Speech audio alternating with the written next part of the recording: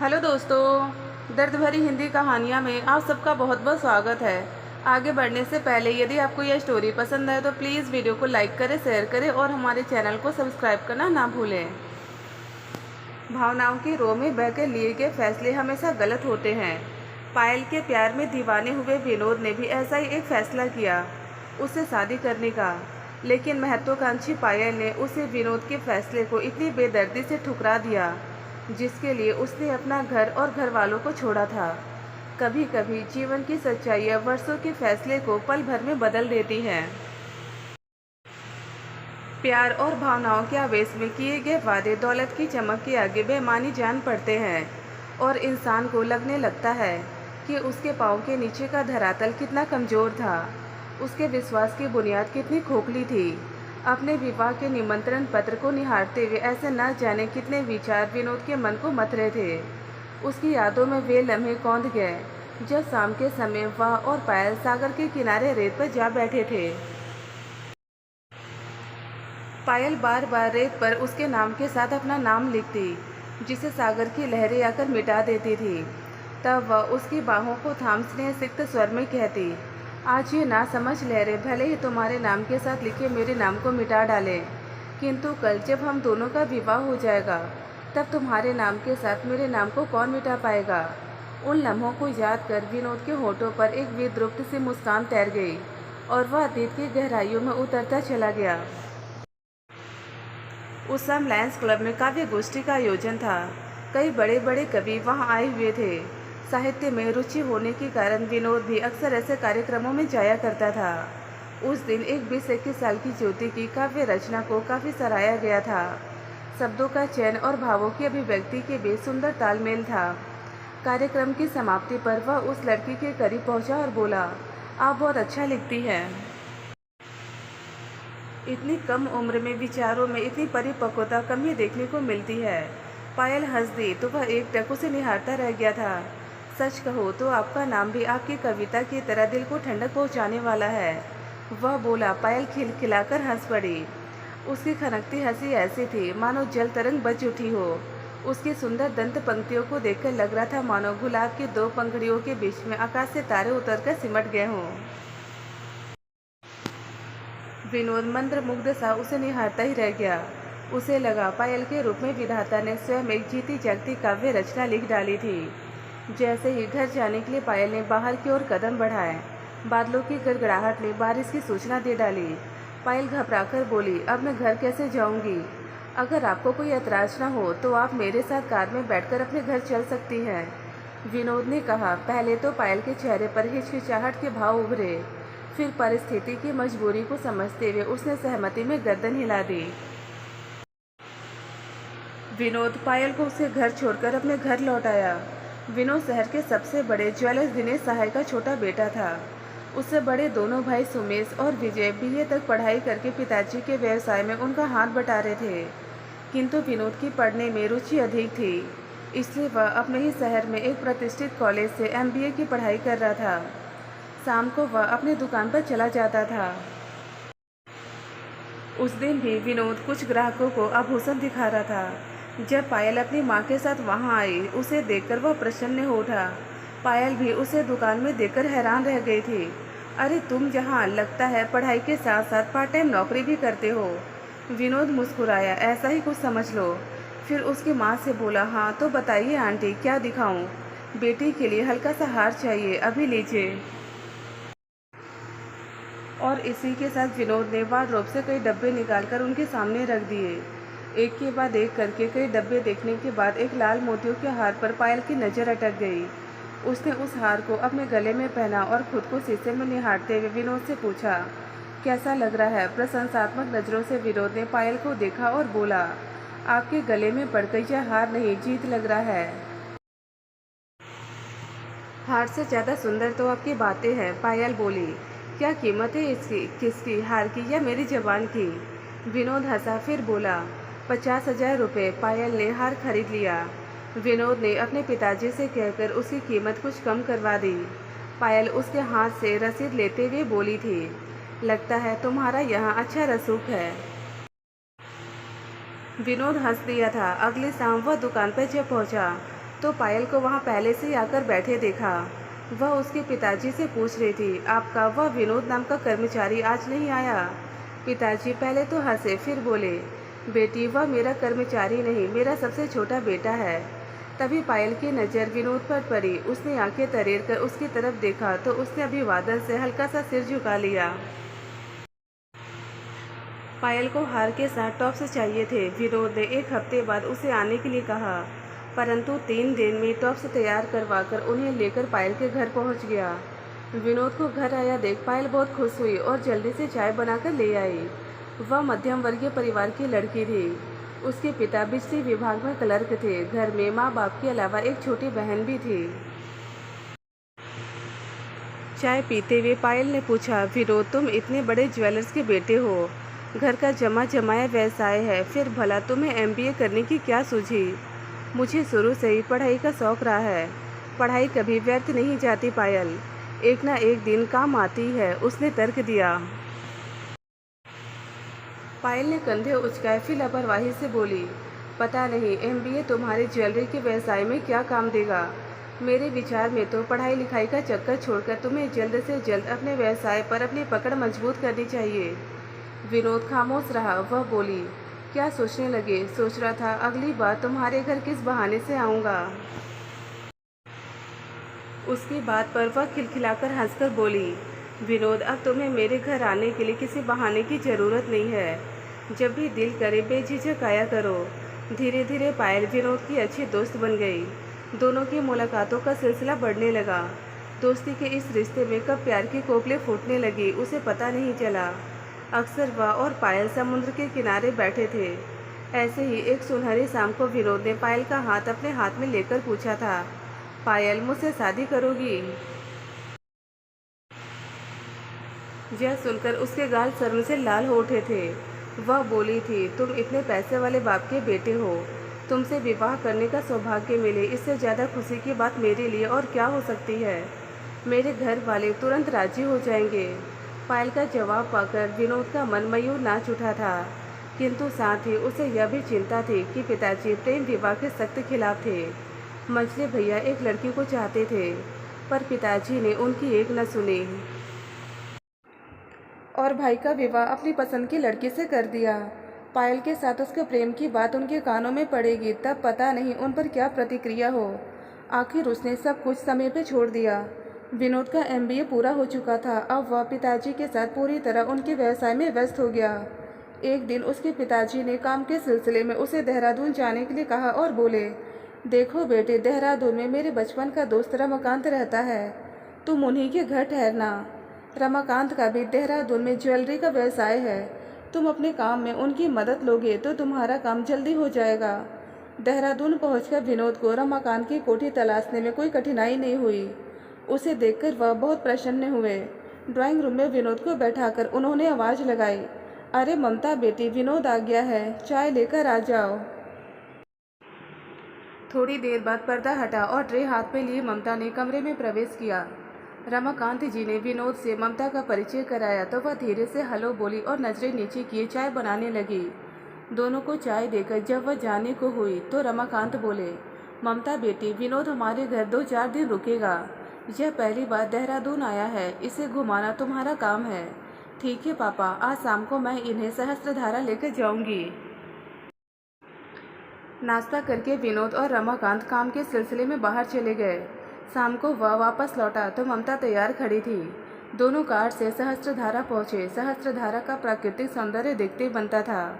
ममता व विनोद दोनों पानी के बीच में पड़े पत्थरों पर बैठ गए। विनोद ने पूछा, ममता आजकल तुम क्या कर रही हो?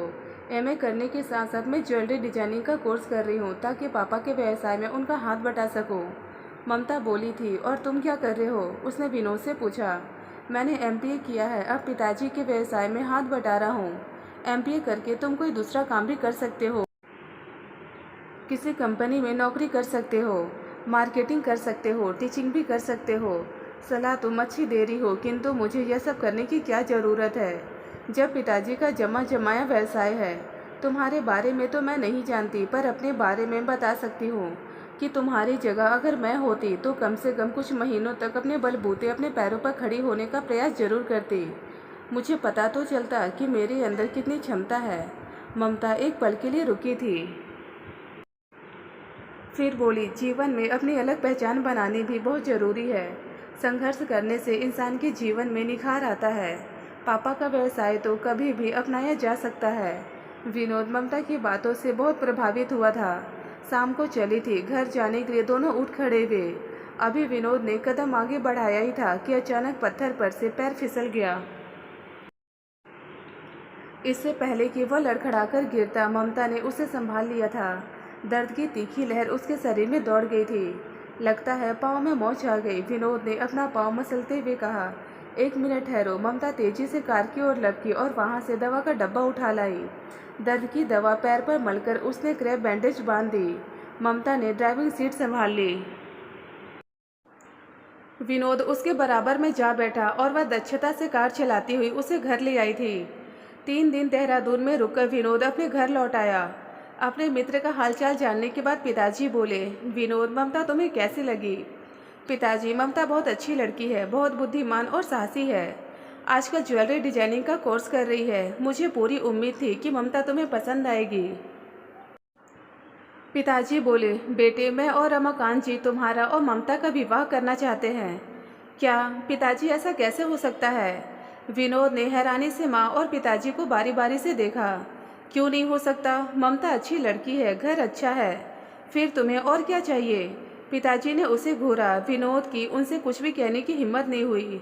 वह उठकर अपने कमरे में आ गया। माँ विनोद के कमरे में आई और उसके समीप बैठकर स्नेह से बोली, मुझे बता बेटा, क्या बात है? क्या ममता तुझे पसंद नहीं? उस दिन सब कुछ बताने का समय आ गया था। विनोद ने माँ की तरफ देखा, हिम्मत जुटा के धीमे स्वर में बोला, माँ, मैं पायल से प्यार करता हूँ, यही सच है और एक ना एक दिन आप सबको इस सच्चाई को स्वीकारना ही पड़ेगा। तू जानता है विनोद, तेरे पिताजी यह बात कभी नहीं मानेंगे। उनके दिल में तेरे विवाह को लेकर कितने अरमान हैं। क्या बीतेगी उनके दिल पर जब उन्हें यह पता चलेगा। माँ के चेहरे पर चिंता की लकीरें सिमट आई। माँ, पिताजी के अरमानों के लिए क्या मैं अपने प्यार को कुर्बान कर दूँ? मेरे लिए किसी को कोई कुर्बानी देने की कोई ज़रूरत नहीं है विनोद की माँ, पिताजी ने कमरे में आते हुए कहा और कुर्सी खींचकर बैठते हुए बोले, देखो विनोद, पिता होने के नाते तुम्हें समझाना मेरा फर्ज है। विवाह कोई हंसी खेल नहीं, जीवन भर का बंधन है।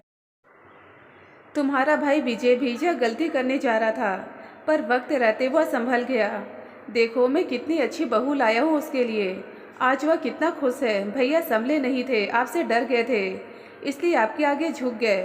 पर मैं झुकने वाला नहीं, अपने प्यार का बलिदान नहीं कर सकता। अच्छा बताओ, तुम कितने दिन से पायल को जानते हो? विनोद की ओर देखते हुए पिताजी व्यंग्यात्मक लहजे में बोले, लगभग 6 माह से, धीमे स्वर में विनोद बोला, और मैंने ममता को बचपन से बड़ा होते देखा है। 15 साल की थी वह जब उसकी माँ चल बसी थी, तभी से उसने अपने घर को संभाल लिया था। उसमें बहुत ठहराव है। अपने पिताजी की बात बीच में काटते हुए विनोद बोला, आप और माँ एक बार पायल को देख तो लीजिए। पिताजी, पायल बहुत सुंदर है, उसके संस्कार बहुत ऊंचे हैं, जबकि आधुनिक परिवेश में पली बड़ी ममता हमेशा जींस टॉप पहने रहती है। ऐसी लड़की हमारे घर में कैसे सामंजस्य बैठा पाएगी? देखो विनोद, किसी के पहनावे से उसके संस्कारों का पता नहीं चलता है। पायल एक साधारण परिवार की लड़की है। मैं दावे से नहीं कह रहा हूँ, पर इस बात की संभावना हो सकती है कि वह तुमसे नहीं, तुम्हारे पैसे से प्यार करती हो। अपने पिताजी की बात पर विनोद गुस्से से भन्नाकर बोला, आप समझते हैं कि दुनिया में पैसा ही सब कुछ है, भावनाएं कुछ भी नहीं। आपको अपने पैसे पर इतना ही घमंड है तो मैं अभी यह घर छोड़कर चला जाता हूँ। आपको अपने पैरों पर खड़ा होकर दिखलाऊंगा। आपका पैसा और रुतबा ना होने पर भी पायल मुझसे ही शादी करेगी, देख लीजिएगा। अगर ऐसा हुआ तो मैं खुद अपनी बहू को लेकर आऊँगा, पिताजी बोले। विनोद ने अपने कपड़े अटैची में रखे और माँ पिताजी के पाँव छू अटैची उठाकर घर से बाहर आ गया। उसकी समझ में नहीं आ रहा था कि वह कहाँ जाए। तभी सुमेश का ख्याल आते ही वह ऑटो पकड़कर सुमेश के घर की ओर चल दिया।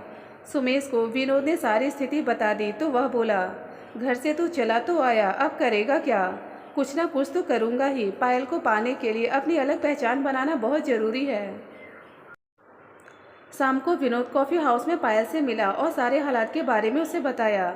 घर से अलग होने की बात सुनकर पायल स्तब्ध रह गई। वह नाराज़गी जाहिर करती हुई बोली, विनोद तुम्हें घर नहीं छोड़ना चाहिए था। घर में रहकर भी तो तुम पिताजी को मना सकते थे। पिताजी मानने वाले नहीं थे, फिर विजय भैया के वक्त भी वह कहाँ माने थे। आखिरकार भाई को ही झुकना पड़ा था। मैं नहीं चाहता कि हमारे प्यार का भी वही हस्र हो, इसलिए मुझे घर छोड़ना पड़ा।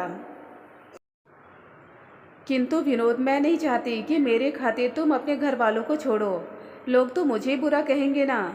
जिसे जो कहना है कहने दो, मुझे किसी की परवाह नहीं है। मैं अपना घर छोड़ सकता हूँ पायल, किंतु तुम्हें नहीं छोड़ सकता। फिर अब क्या करने का इरादा है? अब नौकरी तलाश करूँगा। तुम निराश मत हो पायल, सब ठीक हो जाएगा। 1 माह के अंदर ही विनोद को नौकरी मिल गई। एक प्रोफेशनल कॉलेज में वह बीबीए के छात्रों को पढ़ाने लगा। शाम के समय 9वीं और 10वीं के बच्चे उसके पास ट्यूशन पढ़ने आने लगे थे। इससे अच्छी आमदनी होने लगी थी उसे। कुछ दिन बाद विनोद ने सुमेश के घर के पास से एक फ्लैट किराए पर ले लिया। अब वह बहुत खुश था। उसका एमबीए करना सार्थक हो गया था। धीरे धीरे घर की आवश्यक वस्तुएं जुटाने में 3 माह बीत गए। एक रात वह अपने कमरे में बैठा टेलीविजन पर फिल्म देख रहा था। तभी बड़े भैया का फ़ोन आया, विनोद जल्दी से सिटी नर्सिंग होम पहुँचो, माँ को हार्ट अटैक पड़ा है। विनोद का दिल धक से रह गया। जल्दी से स्कूटर स्टार्ट कर वह नर्सिंग होम पहुंचा। घर के सभी सदस्य आईसीयू के बाहर जमा थे। वह पिताजी के निकट चला आया। उसे देख उनकी आंखें भर आई। उनके हाथों को कसकर थाम विनोद रुंधे कंठ से बोला, हिम्मत रखिए पिताजी, माँ को कुछ नहीं होगा। दर्द में भी तुम्हारी माँ बार बार तुम्हें याद कर रही थी। कहते हुए पिताजी फूट फूट कर रो पड़े थे। विनोद ने उन्हें बहुत मुश्किल से संभाला। 1 घंटे बाद डॉक्टर आईसीयू से बाहर निकले। माँ अब खतरे से बाहर थी। सारी रात हमने आंखों में काट दी। सुबह नर्स ने आकर सूचना दी कि आप लोग माँ से मिल सकते हैं।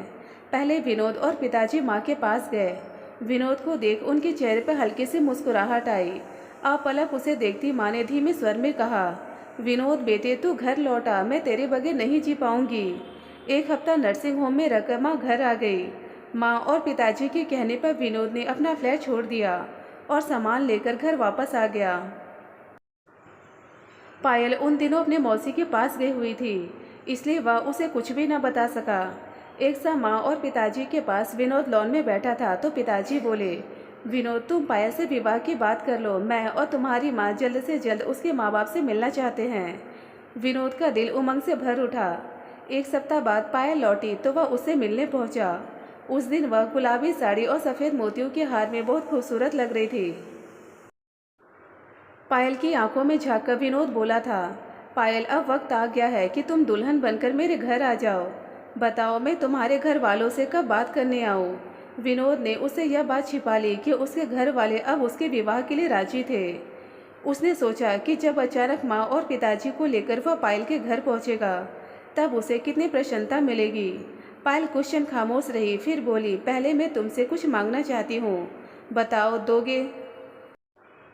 मांगो, क्या मांगती हो? कहो तो आसमान से चांद सितारे तोड़कर तुम्हारे कदमों में बिछा दूँ। मुस्कुराते हुए विनोद बोला था। विनोद मजाक मत करो, मैं गंभीर हूँ। अब वह भी संजीदा हो उठा था। सवालिया नज़रों से उसकी तरफ देखा था। विनोद, मैं चाहती हूँ कि विवाह से पहले तुम अपनी नौकरी छोड़ दो और अपने पिताजी का बिजनेस संभाल लो। लेकिन क्यों? अच्छी भली नौकरी है, क्या बुराई है इसमें? विनोद ने हैरत से उसकी तरफ देखा था।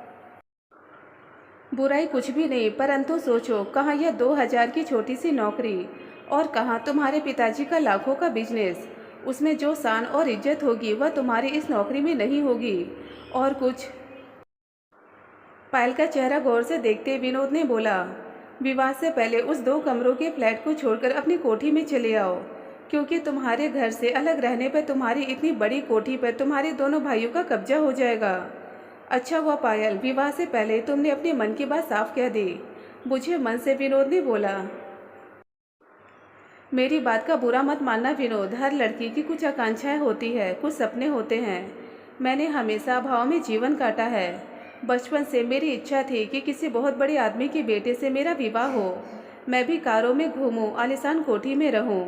आज मेरा सपना पूरा होने जा रहा है, तो तुम इसे व्यर्थ के आत्मसम्मान के चक्कर में पड़कर मत तोड़ो। पायल विनती करते हुए बोली।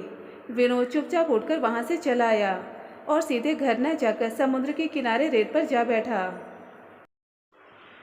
और आती जाती लहरों को देखने लगा। कितनी सामें उसने यहाँ पायल के साथ बिताई थी, भविष्य के कितने सतरंगी सपने संजोए थे, किंतु आज उसे सब कुछ अर्थहीन लग रहा था। रह रह कर ममता की कही बातें उसके जहन में गूंज रही थी। अपने बलबूते कुछ करने का प्रयास करो, थोड़ा सा भी कमाओगे तो तुम्हारा आत्मविश्वास बढ़ेगा, तुम्हें सच्ची खुशी हासिल होगी। कितना फर्क था दोनों की सोच में। अब विनोद को अपने जीवन का फैसला लेने में अधिक देर नहीं लगी। शांत मन से वह घर चला आया और माँ और पिताजी से बोला था, पिताजी मैं ममता से विवाह करना चाहता हूँ। आश्चर्य से वे दोनों बेटों का चेहरा देखने लगे। आपने बिल्कुल ठीक कहा था पिताजी कि भवावेश में लिए गए फैसले अक्सर गलत होते हैं। आपका अनुमान सही था, पायल मुझसे नहीं बल्कि आपके पैसे से प्यार करती थी। अच्छा हुआ पिताजी जो आपने उस दिन मुझे घर से जाने दिया, अन्यथा मुझे पायल की भावनाओं का कभी पता ही नहीं चलता। जीवन का वह मोड़ मेरे लिए बहुत महत्वपूर्ण था। उसी मोड़ पर आकर मैं भंवर में फंसने से बच गया। मेरे जीवन को सही दिशा मिली। अच्छी तरह सोच लो विनोद, तुम्हें अपने फैसले पर अफसोस तो नहीं होगा। पिताजी बोले, अब कैसा अफसोस पिताजी, मैं उस मृग तृष्णा से बाहर आ चुका हूँ। ममता जैसे हीरे को छोड़ में पत्थर तराश रहा था। पिताजी उठे और देहरादून फ़ोन करके रमाकांत जी को यह खुशखबरी सुनाने चल दिए। माँ और भाभियाँ विवाह की तैयारियों में जुट गई। दोस्तों मैं उम्मीद करती हूँ कि आपको हमारी आज की कहानी भी पसंद आई होगी और इसी तरह की शिक्षाप्रद और पारिवारिक कहानियाँ सुनने और देखने के लिए वीडियो को लाइक कर दीजिए और चैनल को सब्सक्राइब करके और सामने के बेल आइकन को प्रेस कर ऑल पर सेट कर दें, जिससे आने वाली वीडियो की नोटिफिकेशन आप तक पहुँच सके। मैं मिलती हूँ आपको अपनी अगली वीडियो में एक और नई कहानी के साथ। तब तक के लिए धन्यवाद दोस्तों।